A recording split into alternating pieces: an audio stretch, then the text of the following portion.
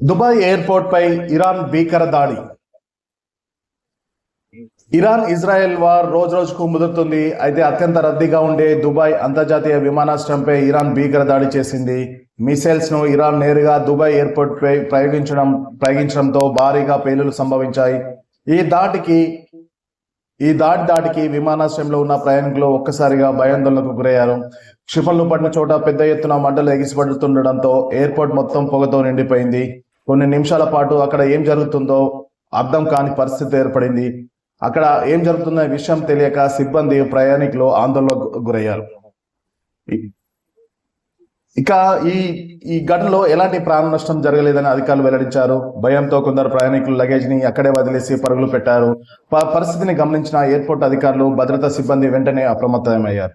వెంటనే ఎయిర్పోర్ట్ ను ఖాళీ చేయిస్తున్నారు. అయితే ఈ దాడి అసత్య ప్రచారం అని, దుబాయ్ ఎయిర్పోర్ట్ పై క్షిపణుల దాడి జరగలేదని అధికారులు చెబుతున్నారు. అనుమానాస్పద వస్తువులు గగనతలంలో కనిపించడంతో వైమానిక రక్షణ దళాలు వాటిని గాలిలోనే అడ్డుకొని కూల్చేశాయి. ఇవి విమానాశ్రయం సమీపంలో పడడంతో ఈ దాడి జరిగినట్లు ప్రచారం జరిగిందని అధికారులు తెలిపారు. ఇది క్షిపణుల దాడి కాదని ఎయిర్పోర్ట్ అధికారులు స్పష్టం చేశారు. ఈ ప్రమాదంలో ఎవరికి ఎలాంటి గాయాలు కాలేదని, ప్రాణ నష్టం జరగలేదని అధికారులు తెలిపారు. దీంతో ప్రయాణికుల భద్రత దృష్ట్యా ప్రస్తుతం దుబాయ్ ఎయిర్పోర్ట్ లో విమానాల రాకపోకలను అధికారులు తాత్కాలికంగా నిలిపివేశారు.